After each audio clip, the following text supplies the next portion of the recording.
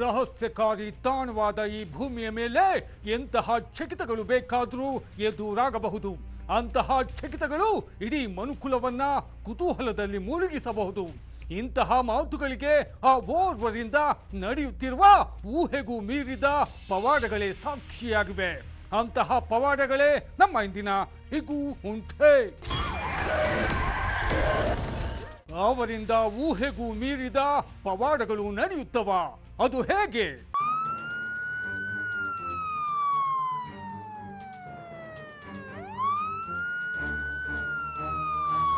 ಅವರು ಬೆಂಗಳೂರಿನಲ್ಲಿ ಗುತ್ತಿಗೆ ಆಧಾರದ ಮೇಲೆ ಸರ್ಕಾರಿ ಆಂಬ್ಯುಲೆನ್ಸ್ ಚಾಲಕರಾಗಿ ಕಾರ್ಯನಿರ್ವಹಿಸುತ್ತಿದ್ದಾರೆ. ಉತ್ತರ ಕರ್ನಾಟಕದ ಒಂದು ಕುಗ್ರಾಮದಿಂದ ಬಂದು ಬೆಂಗಳೂರಿನಲ್ಲಿ ಜೀವನ ಕಟ್ಟಿಕೊಳ್ಳಲು ನಿಂತ ಆತನಿಗೆ ಊಹೆಗೂ ಮೀರಿದ ವಿಚಿತ್ರಗಳು ಎದುರಾಗಲು ಆರಂಭಿಸಿದವು.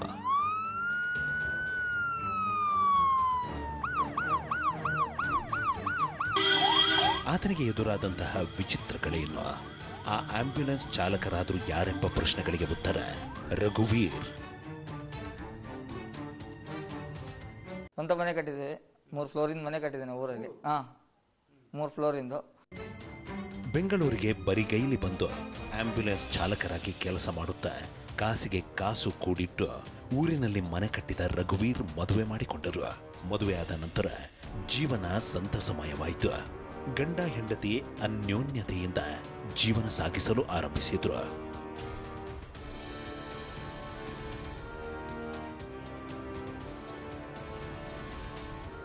ಒಂದು ಕ್ಷಣ ಸತಿ ಬಿಟ್ಟಿರ್ತಿರಲಿಲ್ಲ.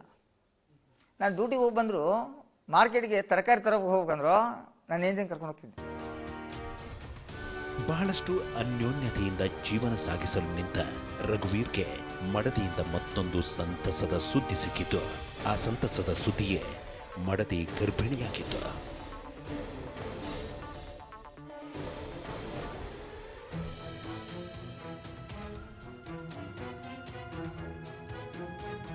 ಗರ್ಭಿಣಿಯಾದ ನಂತರ ಅದ್ದೂರಿಯಾಗಿ ಸೀಮಂತವನ್ನ ಆಚರಿಸಿ ಮಡದಿಯನ್ನ ತವರು ಮನೆಗೆ ಕಳುಹಿಸಲಾಯಿತು. ತವರು ಮನೆಗೆ ಹೋದ 1-2 ತಿಂಗಳ ನಂತರ ರಘುವೀರ್ಗೆ ಮತ್ತೊಂದು ಸಂತಸದ ಸುದ್ದಿ ಸಿಕ್ಕಿತು. ಆ ಸಂತಸದ ಸುದ್ದಿಯೇ ಒಂದು ಗಂಡು ಮಗು ಹುಟ್ಟಿತ್ತು. ಗಂಡು ಮಗು ಆಗಿದೆ ಎಂಬ ವಿಷಯ ತಿಳಿದ ಕೂಡಲೇ ಸಂತಸದೊಂದಿಗೆ ರಘುವೀರ್ ಬೆಂಗಳೂರಿನಿಂದ ಮಡದಿಯ ಊರಿಗೆ ಹೋದರು. ಮಗುವನ್ನ ನೋಡಿದ್ರು. ಬಹಳಷ್ಟು ಖುಷಿಯೊಂದಿಗೆ ಮಡದಿಯನ್ನ ಮಾತನಾಡಿಸಲು ಮುಂದಾದಾಗ ಒಂದು ವಿಚಿತ್ರ ಎದುರಾಯಿತು. ಹಾಗೆ ಎದುರಾದ ವಿಚಿತ್ರವೇ ಮಡದಿ ವಿಚಿತ್ರವಾಗಿ ಮಾತನಾಡಲು ಆರಂಭಿಸಿದ್ದು. ಅನುಕ್ಷಣವೂ ಪ್ರೀತಿಸುತ್ತಿದ್ದ ಮಡದಿ ಪತಿಯನ್ನ ವಿರೋಧಿಸಲು ಆರಂಭಿಸಿದ್ರು. ಮಾತನಾಡಿದ್ರೆ ಸಾಕು ಕೆಂಡ ಮಂಡಲವಾಗಿ ವರ್ತಿಸಲು ನಿಂತರು. ಮಗುವನ್ನು ತೋರಿಸಲು ಸಹ ನಿರಾಕರಿಸಿದ್ದು.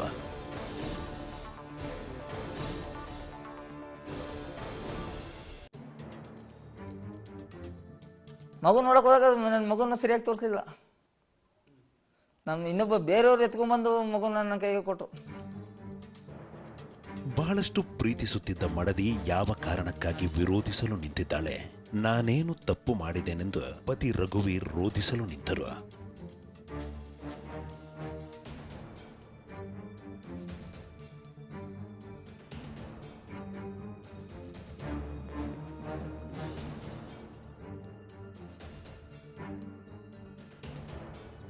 ಮಡದಿಯನ್ನ ಮತ್ತೆ ಮತ್ತೆ ಮಾತನಾಡಿಸಲು ಮುಂದಾದಾಗಲೂ ಅದೇ ರೀತಿಯ ವಿರೋಧ, ಅದೇ ರೀತಿಯ ಕೂಗಾಟ, ಅದೇ ರೀತಿಯ ಕಿತ್ತಾಟ.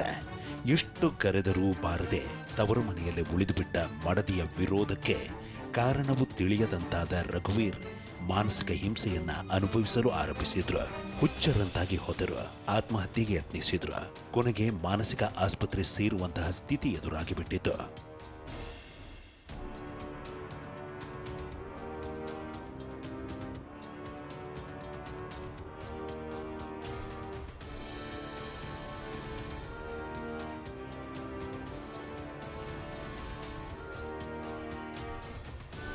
ಮನೆಯಲ್ಲಿ 2 ಸತಿ ಸುಸೈಡ್ ಅಟೆಂಪ್ಟ್ ಮಾಡ್ಕೊಂಡಿದ್ದೀನಿ. ಆಮೇಲೆ ಒಂದು ಸತಿ ಬ್ರೈನು ಇದನ್ನಾಗಿ ನಿಮ್ಯಾನ್ಸಲ್ಲಿ ಎಲ್ಲ ಅಡ್ಮಿಟ್ ಆದೆ. ಅಷ್ಟೆಲ್ಲ ಆಯಿತು. ಮಾನಸಿಕ ಆಸ್ಪತ್ರೆಗೆ ಸೇರಿ ಚಿಕಿತ್ಸೆ ಪಡೆಯಲು ನಿಂತ ರಘುವೀರ್ ಔಷಧೋಪಚಾರವನ್ನ ನಿಲ್ಲಿಸಿಬಿಟ್ಟರು. ಕೆಲಸಕ್ಕೆ ಹೋಗದೆ ಎಲ್ಲೆಂದರಲ್ಲಿ ನಡೆದು ಹೋಗಲು ನಿಂತರು. ಬೆಳಗಿನ ಜಾವವೇ ಎದ್ದು ಕುಡಿಯಲು ನಿಂತರು.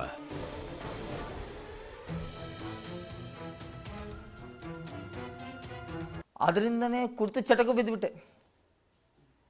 ಬೆಳಿಗ್ಗೆ 5 ಗಂಟೆಗೆ ಕುಡಿದ್ಬಿಡೋದು.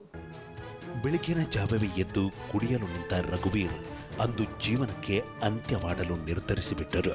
ಹಾಗೆ ಜೀವನಕ್ಕೆ ಅಂತ್ಯವಾಡಲು ನಿರ್ಧಾರ ಮಾಡಿಬಿಟ್ಟ ರಘುವೀರ್ರ ಜೀವನದಲ್ಲಿ ಒಂದು ದೊಡ್ಡ ಬದಲಾವಣೆಯಾಗಿ ಬಿಟ್ಟಿತು. ಅಂತಹ ಬದಲಾವಣೆಗೆ ಕಾರಣವೇನು? ಆತ್ಮಹತ್ಯೆಯ ನಿರ್ಧಾರ ಬದಲಾಗಿದ್ದಾದ್ರೂ ಹೇಗೆ ಅನ್ನೋ ನಾನಾ ಪ್ರಶ್ನೆಗಳಿಗೆ ಉತ್ತರ TV9 ಹೀಗೂ ಉಂಟೆ ಕಾರ್ಯಕ್ರಮ. ಹೀಗೂ ಉಂಟೆ. ಇವತ್ತಿಗೂ ನಾನು ಇಷ್ಟು ಮಟ್ಟಿಗೆ ಬೆಳೆದಿದ್ದೇನೆ, ಇಷ್ಟೊಂದು ಚೆನ್ನಾಗಿದ್ದೇನೆ ಅಂದರೆ ಒಂದು TV9 ಹೌದು. ಒಂದು ದಿವಸ ರಾತ್ರಿ ಕೂತ್ಕೊಂಡು ಒಂದು ಹೀಗೂ ಉಂಟೆ ಪ್ರೋಗ್ರಾಮ್ ನೋಡ್ತಾ ಇದ್ದೆ. ಇನ್ನು ನನ್ನ ಜೀವನದಲ್ಲಿ ಯಾವ ಬದಲಾವಣೆಯೂ ಆಗೋದಿಲ್ಲ. ಮಾನಸಿಕವಾಗಿ ಪ್ರತಿಕ್ಷಣವೂ ಸಾಯೋದಕ್ಕಿಂತ ಜೀವನಕ್ಕೆ ಅಂತ್ಯ ಹೇಳೋದು ಸೂಕ್ತ ಎಂದು ನಿರ್ಧಾರ ಮಾಡಿದ್ದ ರಘುವೀರ್ಗೆ ಅಂದು ಓರ್ವ ಸ್ನೇಹಿತರು ಫೋನ್ ಕರೆ ಮಾಡಿದ್ರು. ಹೀಗೂ ಉಂಟೆ ಕಾರ್ಯಕ್ರಮವನ್ನ ನೋಡಲು ಹೇಳಿದ್ರು. ನಿನ್ನ ಸಮಸ್ಯೆಗೆ ಪರಿಹಾರ ಸಿಗಬಹುದೆಂದು ಹೇಳಿದ್ರು. ಅಂತಹ ಫೋನ್ ಕರೆ ಆಲಿಸಿದ ರಘುವೀರ್ ಕೂಡಲೇ ನಮ್ಮ ಚಾನೆಲ್ನಲ್ಲಿ ಪ್ರಸಾರವಾಗುತ್ತಿದ್ದ ಹೀಗೂ ಉಂಟೆ ಕಾರ್ಯಕ್ರಮವನ್ನ ನೋಡಿದ್ರು. ಓರ್ವ ಪವಾಡ ಪುರುಷರ ಪವಾಡಗಳನ್ನ ತಿಳಿದ್ರು, ಮಹಿಮೆಯನ್ನು ತಿಳಿದ್ರು.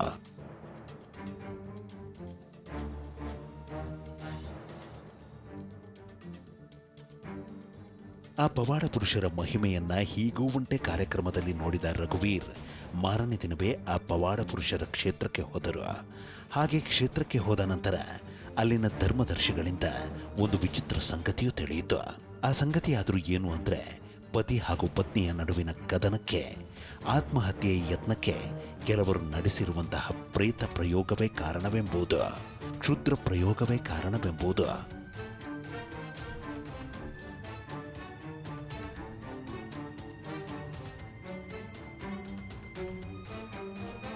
ಎದುರಾಗಿರುವ ವಿಚಿತ್ರ ಸಮಸ್ಯೆಗೆ ಕಾರಣವೇನೆಂಬುದನ್ನು ತಿಳಿಸಿದ ಆ ಧರ್ಮದರ್ಶಿಗಳು ಸಮಸ್ಯೆಯ ನಿವಾರಣೆಗೆ ಪವಾಡ ಪುರುಷರಿಗೆ ಹೇಗೆ ಮೊರೆ ಹೋಗಬೇಕೆಂಬುದನ್ನು ಹೇಳಿಕೊಟ್ಟರು. ಧರ್ಮದರ್ಶಿಗಳ ಮಾರ್ಗದರ್ಶನದಂತೆ ಪವಾಡ ಪುರುಷರಿಗೆ ಸೇವೆ ಸಲ್ಲಿಸಲು ನಿಂತ ನಂತರ ಜೀವನದಲ್ಲಿ ಒಂದು ಅಚ್ಚರಿ ಎದುರಾಯಿತು. ಹಾಗೆ ಎದುರಾದ ಅಚ್ಚರಿಯೇ ತವರು ಮನೆಯಿಂದ ಮಡತಿ ವಾಪಸ್ ಬಂದಿದ್ದು, ಮಾನಸಿಕ ಹಿಂಸೆ ದೂರಾಗಿದ್ದು, ಇಂದು ನೆಮ್ಮದಿಯಾಗಿ ಜೀವನ ಸಾಗಿಸುತ್ತಿರುವುದು.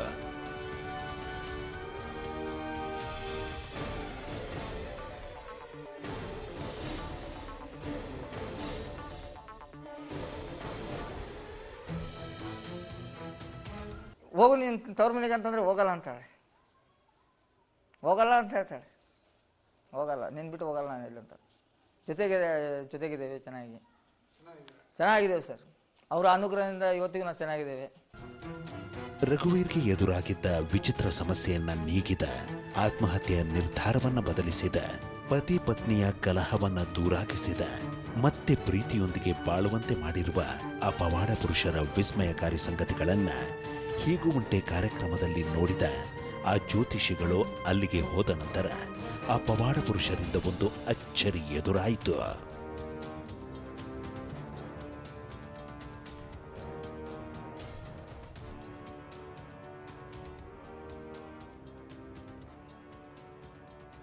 ಹೀಗೂ ಉಂಟೆ ಕಾರ್ಯಕ್ರಮವನ್ನ ನೋಡಿ ಅಲ್ಲಿಗೆ ಹೋದ ಅವರಿಗೆ ಒಂದು ಚಕಿತ ಎದುರಾಯಿತು.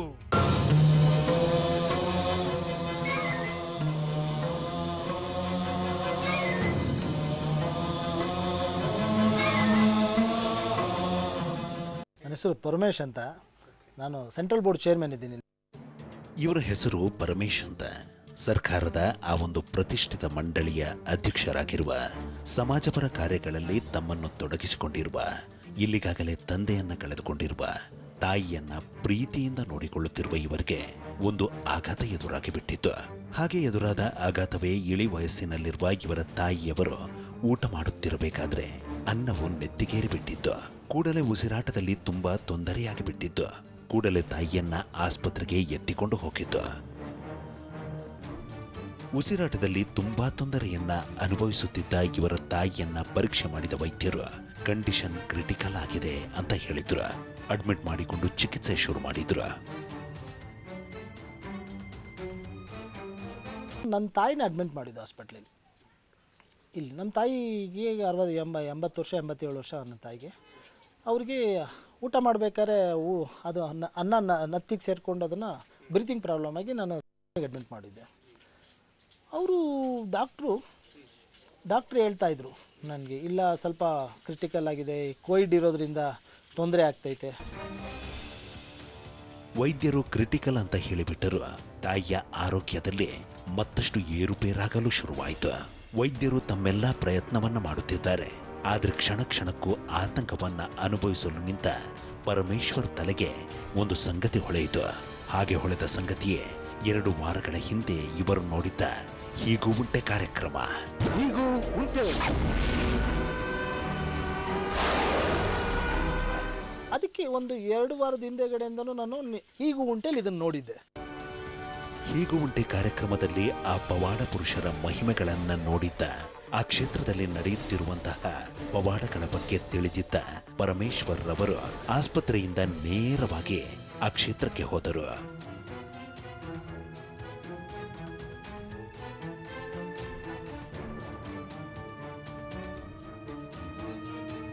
ಪವಾಡ ಪುರುಷರ ಆ ಕ್ಷೇತ್ರಕ್ಕೆ ಹೋಗಿ ಅಲ್ಲಿನ ಧರ್ಮದರ್ಶಿಗಳನ್ನ ಭೇಟಿ ಮಾಡಿದಾಗ ಧರ್ಮದರ್ಶಿಗಳು ಎದುರಾಗಿರುವ ಸಮಸ್ಯೆಯ ನಿವಾರಣೆಗೆ ಏನು ಮಾಡಬೇಕೆಂದು ಹೇಳಿದ್ರು.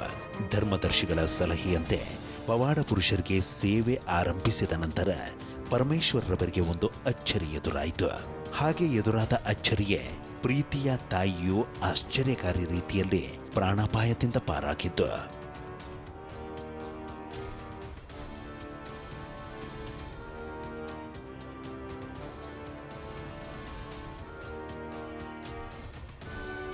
ಅವತ್ತು ಸಾಯಂಕಾಲನೇ 60-70% ರಿಕವರಿ ಆಗ್ಬಿಟ್ಟವ್ರೆ.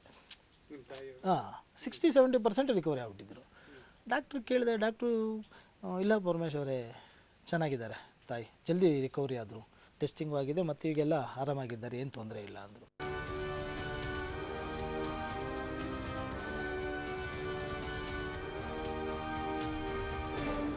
ಅವರದು ವಂಶ ಪಾರಂಪರ್ಯ ಜ್ಯೋತಿಷ್ಯ ಕುಟುಂಬ. ಜ್ಯೋತಿಷ್ಯದಿಂದಲೇ ಜೀವನ ಕಟ್ಟಿಕೊಂಡಿರುವ ಅವರಿಗೆ ಒಂದು ಸಮಸ್ಯೆ ಎದುರಾಯಿತು. ಅಂತಹ ಸಮಸ್ಯೆ ದಿನದಿಂದ ದಿನಕ್ಕೆ ಆತಂಕವನ್ನ ಉಂಟು ಮಾಡಲು ಆರಂಭಿಸಿತು. ಅಂತಹ ಆತಂಕವನ್ನ ಆ ಪವಾಡ ಪುರುಷರು ದೂರ ಮಾಡಿಬಿಟ್ಟರು.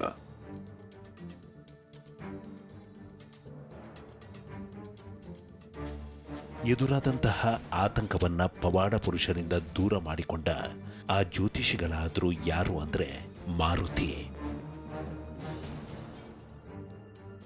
ಸಮಸ್ಯೆ ಅಂದರೆ ಮನುಷ್ಯರಿಗೆಲ್ಲ ಇದ್ದೇ ಇರುತ್ತಲ್ಲ. ಜ್ಯೋತಿಷ್ಯರಂದ್ರೆ ಏನೋ ಮಾಮೂಲಿ ಮನುಷ್ಯರಂದ್ರೂ ಇದ್ದೇ ಇರುತ್ತಲ್ಲ.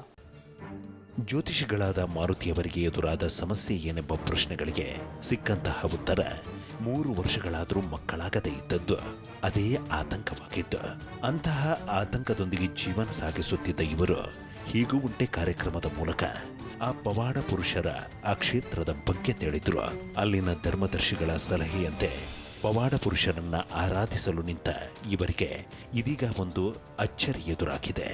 ಹಾಗೆ ಎದುರಾಗಿರುವ ಅಚ್ಚರಿಯೇ ಇವರ ಮಡದಿ ಗರ್ಭವತಿಯಾಗಿರುವುದು.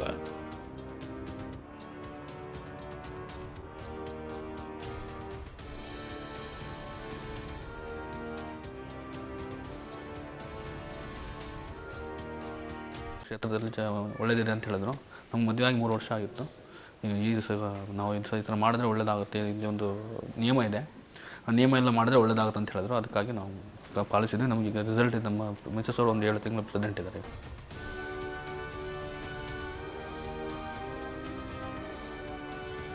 ಇಲ್ಲಿಗಾಗಲೇ ಹೀಗೂ ಉಂಟೆ ಕಾರ್ಯಕ್ರಮದಲ್ಲಿ ಪ್ರಸಾರವಾಗಿದ್ದ ಆ ಕಾರ್ಯಕ್ರಮವನ್ನು ನೋಡಿ ಅಲ್ಲಿಗೆ ಹೋದ ಸಹಸ್ರಾರು ಜನರ ಜೀವನದಲ್ಲಿ ಅದ್ಭುತಗಳನ್ನು ಎದುರಾಗಿಸುತ್ತಿರುವ ಆ ಪವಾಡ ಪುರುಷರಾದರೂ ಯಾರು?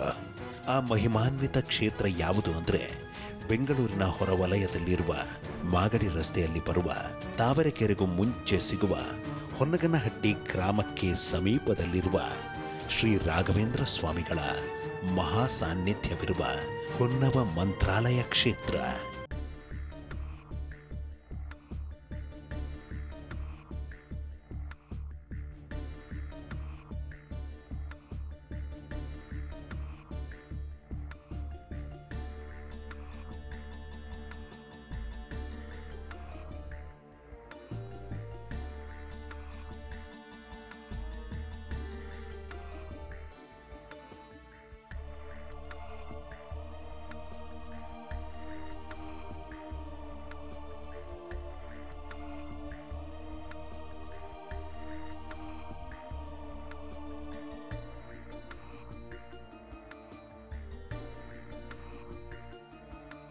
ನಾರಾಯಣ ಸ್ವಾಮಿಗಳು ಹೀಗೂ ಉಂಟೆ ಪ್ರೋಗ್ರಾಮ್ ನೋಡಿ ಬಂದಿದ್ದಾರೆ ಅಂದರೆ ಹಳ್ಳಿಯಿಂದ ಸಿಟಿಯಿಂದ ಡಿಸ್ಟಿಕ್ಕಿಂದ ಜನ ಬಂದಿದ್ದಾರೆ.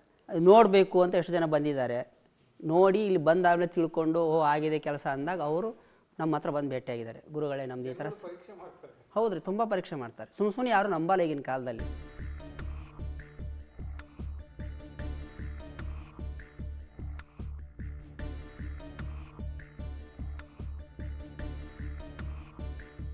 ಕಾರ್ಯಕ್ರಮ ಬಂದ ನಂತರ ಇಲ್ಲಿಗೆ ಬಂದು ಪರೀಕ್ಷೆಗೆ ನಿಂತ ಕೆಲ ಜನರು ಇಂದು ಹೊನ್ನವ ಮಂತ್ರಾಲಯ ಕ್ಷೇತ್ರಕ್ಕೆ ಪರಮ ಭಕ್ತರಾಗಿದ್ದಾರೆಂದು ಹೇಳಲು ನಿಂತ ಧರ್ಮದರ್ಶಿಗಳಾದ ನರಸಿಂಹಾಚಾರ್ಯ ಜೋಶಿಯವರು ಅಂದು ಇಲ್ಲಿಗೆ ಬಂದ ಆತ್ಮಹತ್ಯೆಗೆ ನಿರ್ಧಾರ ಮಾಡಿದ್ದ ರಘುವೀರ್ಗೆ 18 ವಾರಗಳ ಕಾಲ ಫಲಪೂಜೆಯನ್ನ ನೆರವೇರಿಸುವಂತೆ ಸಲಹೆ ನೀಡಿದ್ರು.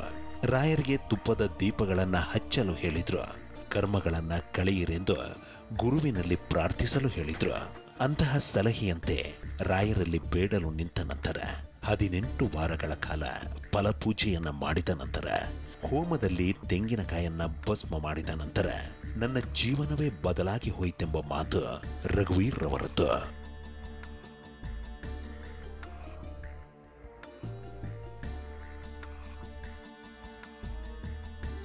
ಇಲ್ಲಿ ಬಂದಮೇಲೆ ತುಂಬಾನೇ ಅಭಿವೃದ್ಧಿ ಆಗಿದೆ. ನನಗೆ ಒಂದೇ ಮಾತಾಡ್ಬೇಕಂದ್ರೆ ಇಲ್ಲಿ ಬಂದಮೇಲೆ ಮನುಷ್ಯ ಆಗಿದೆ ನಾನು. ರಾಯರು ಕನಸಲ್ಲಿ ನೀಡಿರುವ ಆದೇಶದಂತೆ ಜನರ ಕರ್ಮಗಳನ್ನ ಕಳೆಯುವ ಸಲುವಾಗಿ ತೆಂಗಿನಕಾಯನ್ನ ಕಟ್ಟಿಸಲಾಗುತ್ತೆ. ರಾಯರು ಮನಸ್ಸಿಗೆ ನೀಡುವ ಸೂಚನೆಯಂತೆ ಎಷ್ಟು ವಾರಗಳ ಕಾಲ ಫಲಪೂಜೆಯನ್ನ ಮಾಡಬೇಕೆಂಬುದನ್ನು ಹೇಳಲಾಗುತ್ತೆ. ಅಷ್ಟು ವಾರಗಳ ಕಾಲ ತುಪ್ಪದ ದೀಪದ ಸೇವೆಯ ಜೊತೆಗೆ ಫಲಪೂಜೆಯನ್ನ ಮಾಡಿಸಿ ಆನಂತರ ಹೋಮದಲ್ಲಿ ತೆಂಗಿನಕಾಯನ್ನ ಭಸ್ಮ ಮಾಡಲಾಗುತ್ತೆ. ಇಂತಹ ಸೇವಾಚರಣೆಯಿಂದ ಸಹಸ್ರಾರು ಜನರು ಒಳಿತನ್ನ ಕಂಡಿದ್ದಾರೆ, ಕಾಣುತ್ತಿದ್ದಾರೆಂಬ ಮಾತು ಧರ್ಮದರ್ಶಿಗಳದ್ದು. ಇಲ್ಲಿ ಕಲ್ಪವೃಕ್ಷ ಕಾಯಿ ರಾಯರು ಹೇಳಿರೋದು ಕಾಯಿ ಕಟ್ಟಿ ಸಂಕಲ್ಪ ಮಾಡಿಸು ಅಂತ. ಅವ್ರಿಗೆ ಕಾಯಿ ಕೊಟ್ಟು ಇದನ್ನು ಹೇಳಿದಾಗ ನಾವು ಈ ಸೇವೆ ಸ್ಟಾರ್ಟ್ ಮಾಡಿದ್ದೀವಿ. ಸೊ ಅವ್ರಿಗೆ ಹೇಳಿದ್ವಿ ಈ ಥರ. ಅದು ಏನಕ್ಕೆ ಕಾಯಿ ಕಟ್ಟೋದು? ಕರ್ಮ ಬಂಧನ, ಕರ್ಮ ದಹನ. ಆ ಕರ್ಮ ದಹನ ಅಂದರೆ ಯಾವ ರೀತಿ ಕರ್ಮದಲ್ಲಿ ತುಂಬ್ತೀವೋ. ನಮ್ಮ ದೋಷ 108 ಇರ್ತದೆ. ಪಿತೃದೋಷ, ಸರ್ಪದೋಷ, ಭೂದೋಷ, ಸ್ತ್ರೀ ದೋಷ, ವಾಸ್ತು ದೋಷ, ವಾಮಾಚಾರ ದೋಷ, ಎಲ್ಲ ದೋಷಗಳು. ಅದರಲ್ಲಿ ಯಾವ ದೋಷ ಪ್ರಬಲವಾಗಿ ನಿಮಗೆ ಕಾಡ್ತಾ ಇದೆಯೋ ಆ ದೋಷ ನಿಮ್ಮಿಂದ ನೀವು ದಹನ ಮಾಡೋದು. ಆ ಕಾಯಿ ಹಿಡ್ಕೊಂಡು ಅದಕ್ಕೆ ದೀಪ ಹಚ್ಚಿ ಸೇವೆ ಮಾಡಿ ಆ ಕಾಯಿನ ಕೊನೆಯಲ್ಲಿ ಮುಗಿದಾದ್ಮೇಲೆ ಹೋಮಕ್ಕೆ ಸಮರ್ಪಣೆ ಮಾಡಿದ್ರೆ ಪೂರ್ಣಾವತಿ ಸಮಯಕ್ಕೆ ಆ ಕಾಯಿ ನೀವು ಹಾಕಿದ್ರೆ ಯಜ್ಞ ದೇವರು ಆ ಕಾಯಿನ ಸ್ವೀಕಾರ ಮಾಡಿ ನಿಮ್ಮ ಸಮಸ್ತ ದೋಷನ ದಹನ ಮಾಡ್ತಾನೆ.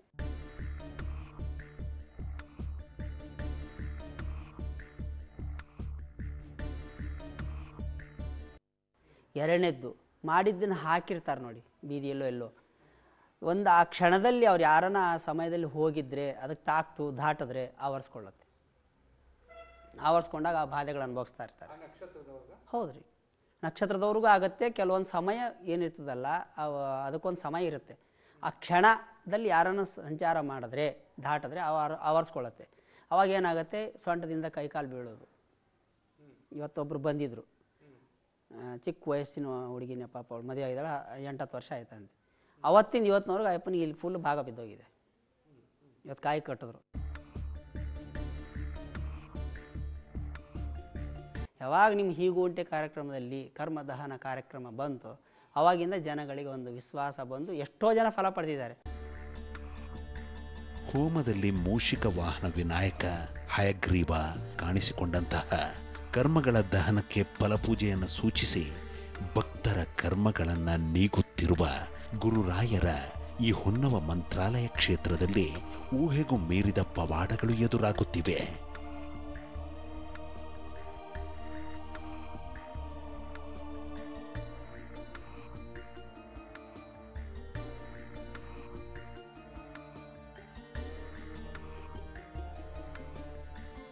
ಬೆಂಗಳೂರಿನ ಹೊರವಲಯದಲ್ಲಿರೋ ಮಾಗಡಿ ರಸ್ತೆಯಲ್ಲಿರೋ ತಾವರೆಕೆರೆ ಮುಂಚೆ ಸಿಗೋ ಹೊನ್ನಗನಹಟ್ಟಿ ಗ್ರಾಮಕ್ಕೆ ಸಮೀಪದಲ್ಲಿರೋ ಶ್ರೀ ಹೊನ್ನವ ಮಂತ್ರಾಲಯ ಕ್ಷೇತ್ರ ಬೇಡಿ ಬರೋ ಭಕ್ತರ ಕಷ್ಟಗಳನ್ನ ನೀಗೋ ತಾಣವಾಗಿದೆ.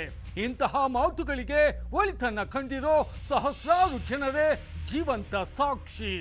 ಇಂತಹ ಹಲವು ಸಂಗತಿಗಳ ನಡುವೆ ನಮ್ಮನ್ನ ಕಾಡುವಂತಹ ಕಟ್ಟ ಕಡೆಯ ಪ್ರಶ್ನೆ ಹೀಗೂ ಉಂಟೆ.